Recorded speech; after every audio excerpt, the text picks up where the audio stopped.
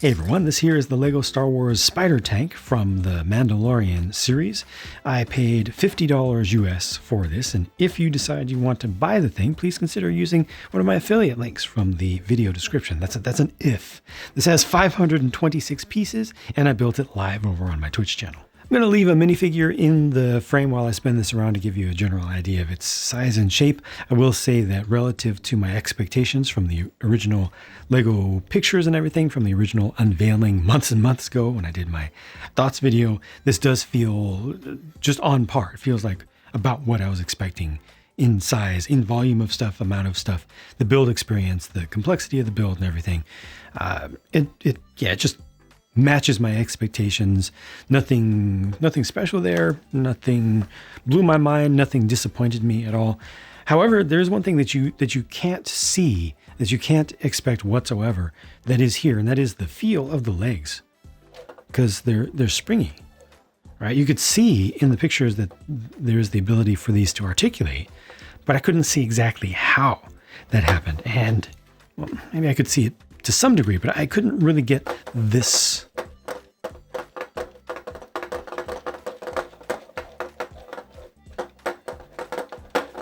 That is special. It feels good. I don't know how well it's come across on camera, but it when I look at it in person, I start to feel like this thing is moving on its own a little bit. Like it has a little bit of life of its own. And the sound is kind of cool too. Like that just feels good. That makes this a better toy. That makes this a more enjoyable experience to own. And I think that goes for any age. And it's not frustrating or anyway. In any way, there's nothing that you lose from that. Like you don't have to worry about posing the legs individually or anything. At any point, you can just drop this. It's got a little bit of bounce to it. Actually, before putting the head on it and the front arms and manipulators there, it did not lean forward. Now it leans forward, which is actually accurate and everything, but it was more fun before, I think, with less weight up front. The whole thing is surprising. It feels a little bit lighter in weight than I would have expected, actually. But the build is solid. It's plenty solid, plenty strong. I'm not worried about anything particularly falling off. It does rely on Technic pieces for connections in many places, but it does not have a ton of visible, strange colored parts. You've got a bunch of brown pieces down here, but I think that's perfectly fine with the axles with the stoppers on them. It just kind of feels like rust and stuff, fits in well enough. The whole thing is pretty gray, which, well, honestly is what you expect. It's kind of accurate. I really like the use of these relatively short hose pieces. Pieces have been around for a very, very long time, for decades now, but they're shorter than they have a version now that's shorter than it used to be, and they fold up just perfectly in that spot without any kind of hassle. You don't have to spend time pre-bending them or anything. The head articulation is just here. That's it. Just one click up, one click down. These don't hold their articulation anywhere. They don't hold their pose. Got a little bit of forward to back movement, and you've got that compression, and that's it. So you're not going to really pose them. You can put stuff under this terrain-wise, and then it will pose itself. But there's nothing that you can do with intent here. The front arm things, though, can be moved side to side only, and then you've got the little pincers here that can be closed, because there are two independent joints, so these can open up quite wide. They can hold onto a minifigure, and then because the sort of wrist-like joints here are on ball joints, those can move all around quite a bit. I do wish that this had the ability to angle up and down. I don't need it in an elbow. I don't need elbow articulation, but I think that inside, inboard, it could have been built to have that. But maybe there would not have been enough friction with a simple build for that. So it's not a big deal, but it would have been nice to get just a little bit more here. But you still have that up and down range there. And then you also have this too, which is kind of cool. It's nice that there are stoppers all throughout, things to stop parts from over articulating. So this doesn't go any farther than that. These don't go any farther than that. So that's kind of nice the way that's done. The only thing that I don't like here in terms of how it looks, that you can see the red pieces, the red hinge pieces right down in there. That's kind of a nitpick.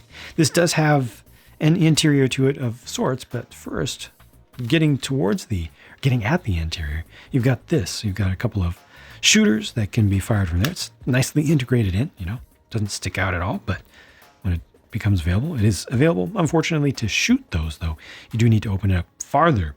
So your kind of requiring a certain amount of arc, or you have to lift up the body if you want to have more of a straight shot.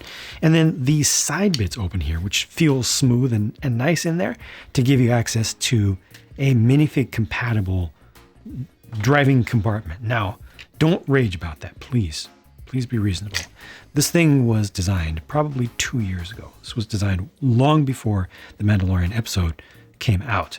I guarantee you, Lego designers were not given the information about the ultimate pilot of this thing, and what it would look like, how it would be, a little micro cyborg thing with his own additional little vehicle and everything. I guarantee Lego just did not have that information, so I cannot fault them for not including something they didn't know about. But having a space for an actual minifigure to sit in there, I think is just a plus. Like it absolutely does not take anything away from this, other than requiring a little bit of complexity, I guess, of building it in. But all in all, it's only an add, I would say. Some folks probably will absolutely hate it, but I feel like that's completely unnecessary. I think it's just a good thing. This even looks decent on the underside. Almost looks like it has insect-like, or not insect-like, like isopod segments to it down here, which is kind of cool. Just overall, this feels good to me.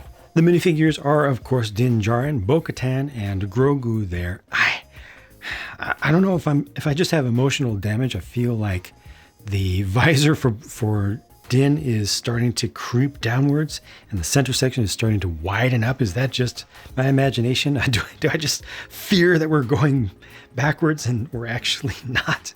Just my first impression was like that. Both of these have arm printing on them, but the arm printing here is particularly, well, honestly, they're both good. I was going to say this one's particularly strong simply because I would have expected that blue to be more see-through, and I would have expected that white to be more see-through, but they're actually looking pretty good. However, over here you have pretty good consistency going through the bright silver that's painted on there. So yeah, I'm actually pretty happy with that. Not quite as good right here. Just a little bit of blotchiness, and a tiny bit, now that I look at it really closely, a tiny bit. However, the designs are really good, but Bo-Katan's helmet print is not executed well. The design is excellent through and through, but the print, all that stuff that's supposed to be white isn't. It's supposed to be white, like white. Here's why I complain about things like that. This is what is advertised. This is what it's supposed to look like. The white is supposed to be white. The white is not white here. It's like 60% opacity or something like that. And it's just not good enough for a premium product.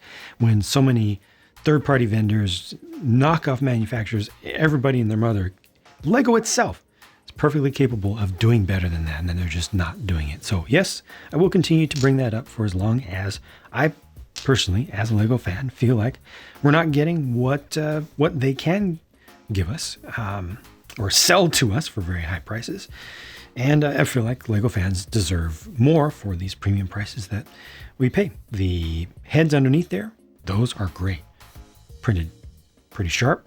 There you go. Just a little bit off on the side there, no big deal. Yeah, good designs again. And the back prints, though you rarely ever see them, are also pretty solid. Not only that, but Bo-Katan gets a new hairpiece. I didn't even realize that was a new hairpiece. Folks on Twitch while I was building it had to point that out to me. I thought it was the same thing as the slightly beveled bob that we've had for quite some time now. That first came out in Friends. It was originally rubber and is now being made in plastic. It's just that it's parted on the opposite side. It's so similar and worked perfectly fine for this. Not the one that they used for this character previously, but the one from the Lego Friends line. But no, it's a new one. And that's just my bad for not recognizing that previously. It is really good here. So the price again was $50 US. I pre-ordered it months and months ago from Amazon. It's 52 euros, which is worse. 47 pounds UK, which is not good. $65 Canadian, which equates to about $49 US. Again, if you want to purchase this, please consider using one of my affiliate links if you want to. However, I don't recommend purchasing it at that price. If you like what you see here and you're happy with that price, that's well and good. But I personally feel like it is a little bit overpriced, and I think that there's a lot of potential for this to go on sale, given that it is relatively obscure. The one episode that this existed in the Disney Plus show, came and went long and long ago. I feel like there's not going to be a tremendous draw towards this. The best thing here is just the Bo-Katan figure, and anybody who wants a figure, in my personal opinion, should never buy an expensive set. Like, never buy a set over $20 or so to get a figure. Just go to Bricklink, buy it directly. See what prices are like on eBay, but so many people part these things out. Don't spend a ton of extra money on stuff that you don't want just to get a figure. So I can easily see this going 10, 15, even 20% off soon, like by the end of the year. Let's say January 1 sales, New Year clearance type stuff. This could easily be $20 off if you want it and you're just not super juiced about it, like you don't need it right now. So I would like to see this at $40 at the most. I think that's probably, a few years ago, I would have expected this to be about $35 for the amount of stuff here. And again, when you feel it, like, yeah, the leg thing is good, but there's not a whole lot of weight there. There's not a whole lot of mass to it. And just the 2 figures, 2 1/4 figures or whatever, value-wise, I think we could have done better. But for what it is, it's good.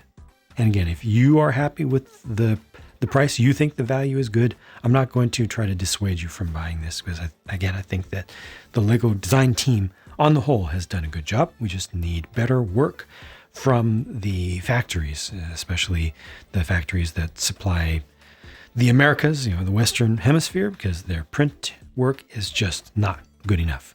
That's it for my thoughts on this one. Thank you very much for watching. I'll talk to you again soon.